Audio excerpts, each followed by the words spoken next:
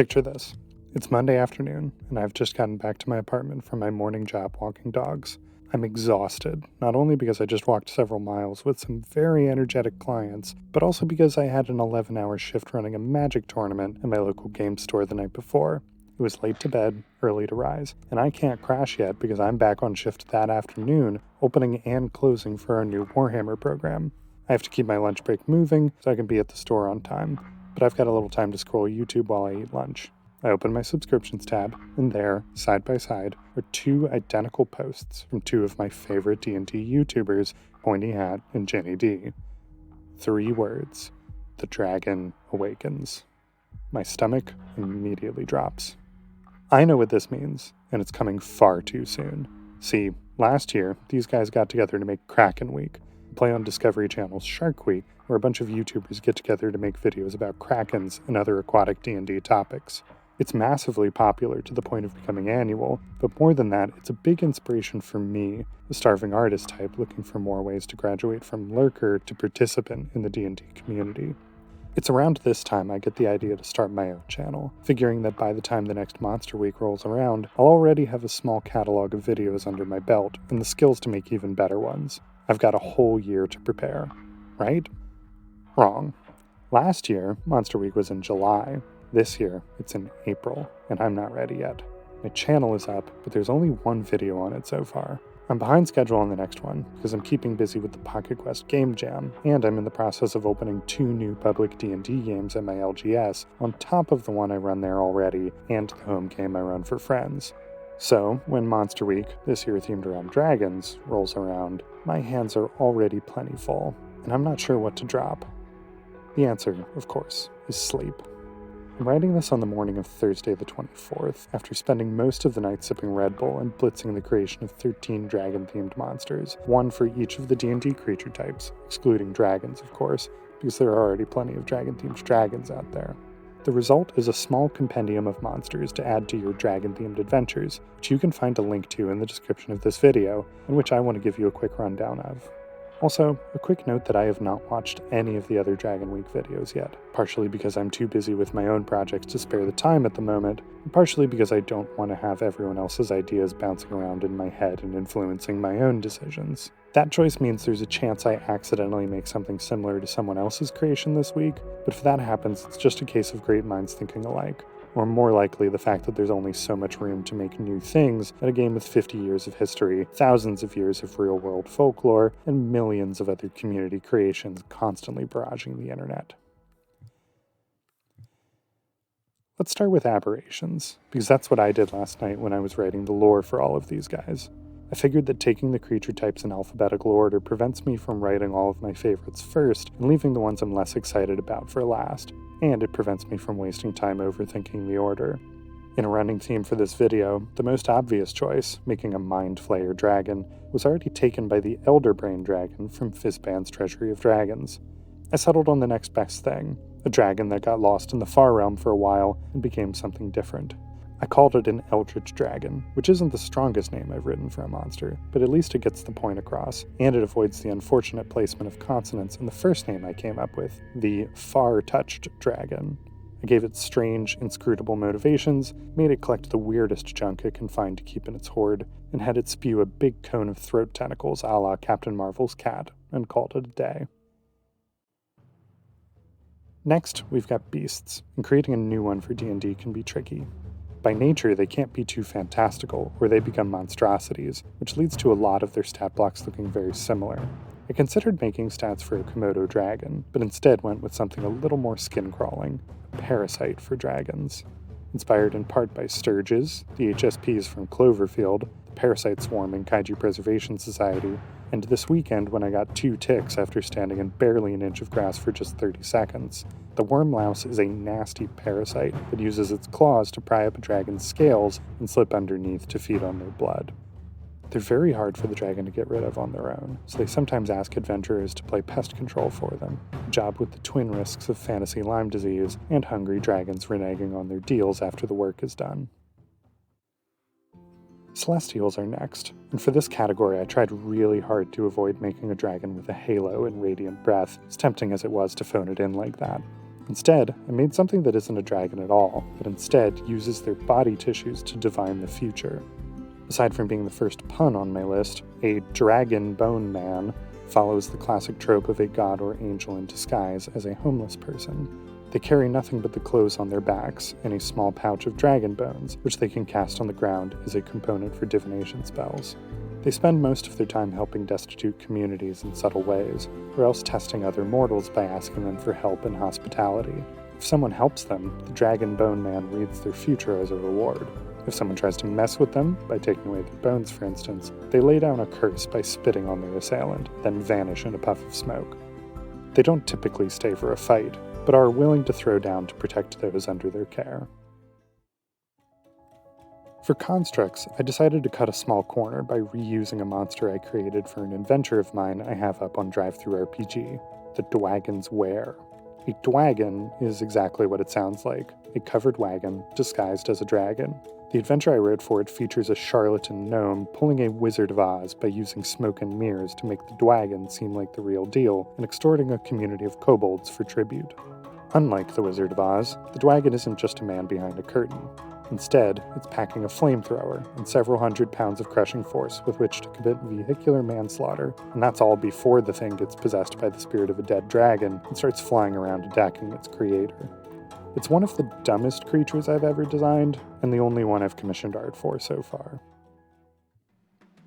Dragon-themed elementals are tricky because, as with aberrations, Fizzbands has already taken the best idea, the animated breath weapon.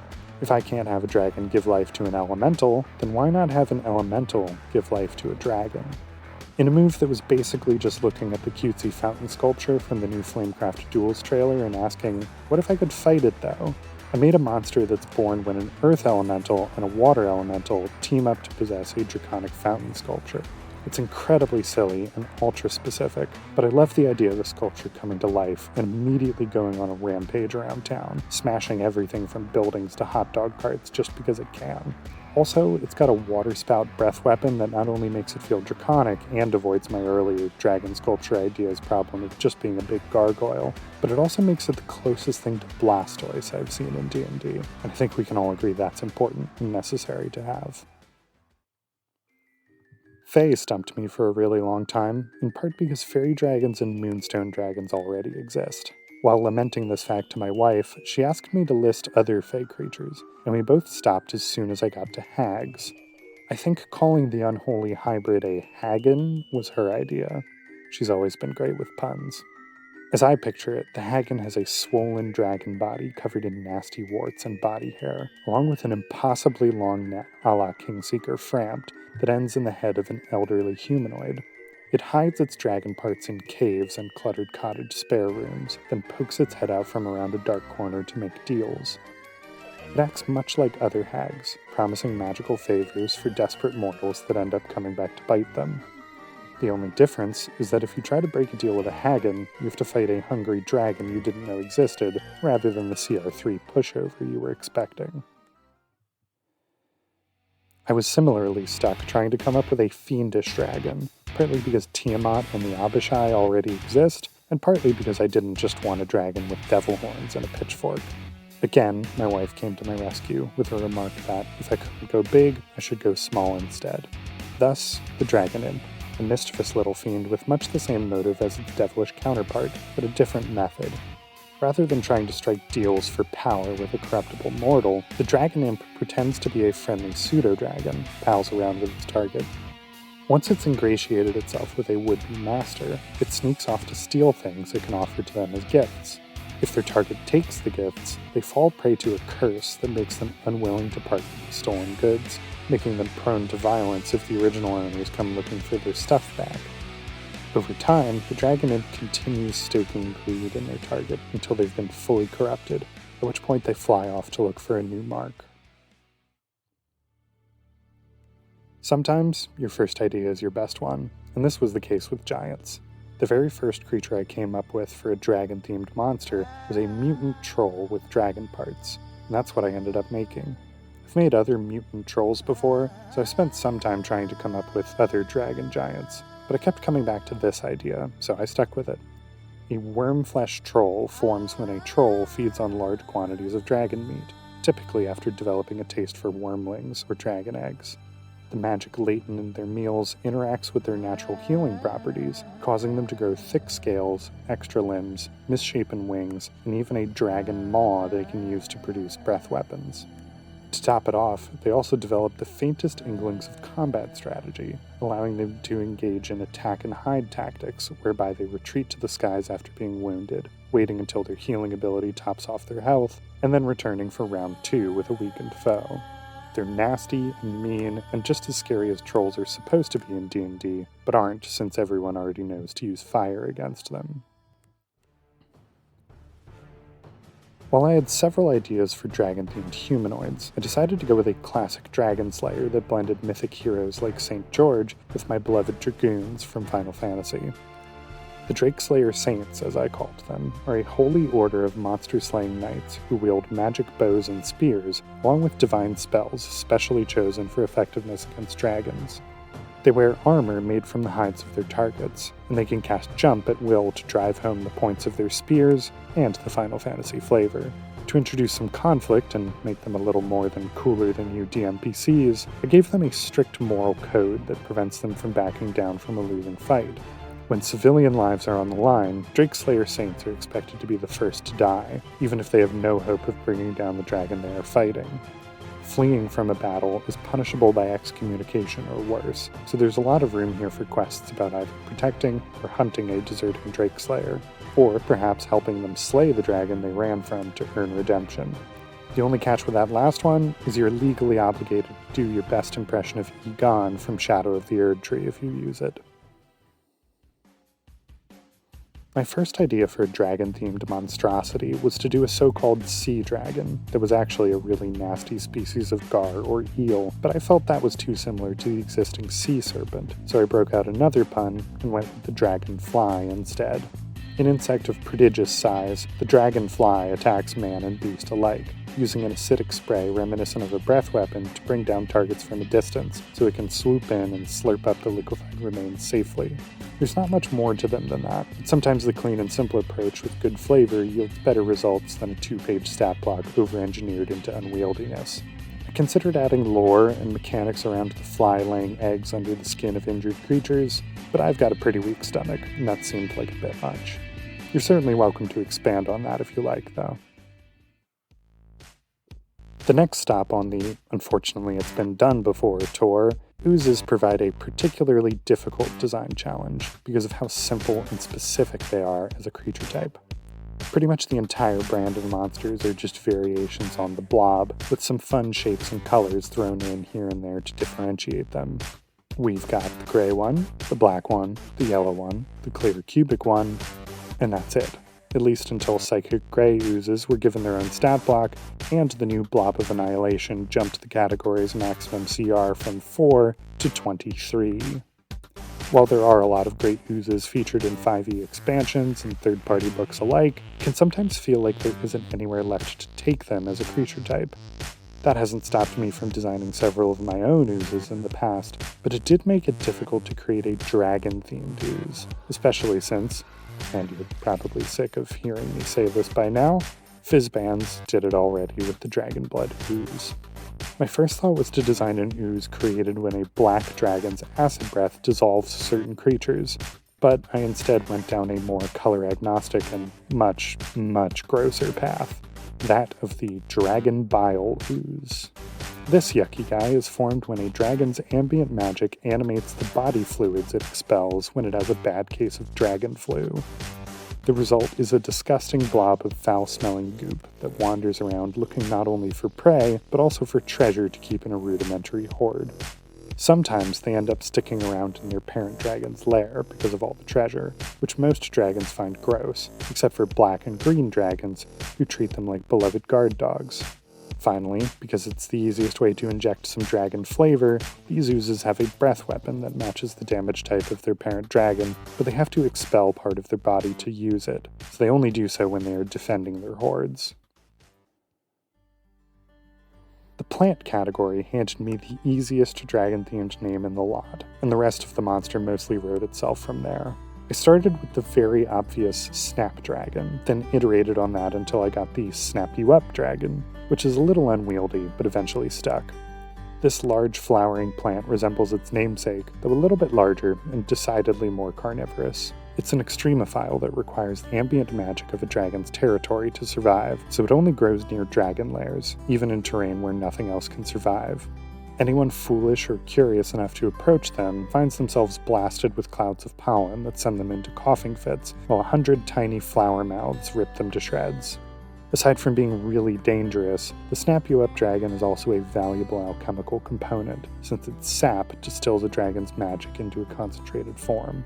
Highly sought after, this sap is incredibly dangerous to gather, not only because the plant packs a nasty bite, but also because dragons generally don't like to find intruders picking their flowers. They weren't using them anyway, but that doesn't mean they'll just let people walk in and take them. Our final category is undead, and it presents my final opportunity to lament the fact that all the good ideas have been taken already. There's a lot of undead dragons out there, from Draco-liches to ghost dragons to draconic shards and beyond. There's also the Dragonbone Golem, which looks undead but is actually a construct, though it means there's already 2 official monsters that look like walking dragon skeletons. I don't think I've seen an official dragon zombie yet, so that seemed like the obvious choice for my last monster, but I decided to go with something a little more original. Rather than an undead dragon, I made an undead controlled by a dragon, the Draconic Vessel. These guys are what happens when a dragon catches a humanoid trespasser and gets some really evil ideas about how to punish them for it. Over the course of several days, the dragon conducts a ritual that slowly scoops out the essence of the victim's being until nothing but an empty husk remains. Once their vessel is ready, the dragon pours a piece of their own magical essence inside, creating a loyal servant that looks just like the person it used to be, albeit with a couple subtle tells that could easily be mistaken for those of a Yuan-ti. The vessel is then sent on a mission, typically the infiltration of a humanoid organization the dragon wants to hurt or steal from. The vessel remains psychically linked with its master wherever it goes, and can even cede control of its body to the dragon to become a sort of meat drone the dragon can pilot and speak through at will. If the vessel is found out, it fights to the death, using its classic draconic breath weapon to do as much harm to the dragon's enemies as it can before it finally drops. So, there you have it. 13 dragon-themed monsters, ready to add to your games. Some are a little silly, some have almost certainly been done before, but I think all of them are worthwhile inclusions, and I'm happy enough with them that I'll probably use them all in my own games at some point. Anyway, I could probably belabor the end of this video even more, but as I sit here writing this script, I've got less than 36 hours left to get this video out the door, and I still need to finish making the stat blocks and recording the audio and the B-roll and do all the editing and all that jazz, so I'm going to cut it off here. If you like the sound of my monsters, feel free to check out the link in the description. And don't forget to check out the other Dragon Week videos, which should all be in a giant playlist somewhere that hopefully includes this video if I finish on time. Alright, that's all I've got. I'm Kevin Helock, and you've been listening to Skill Point. Until next time.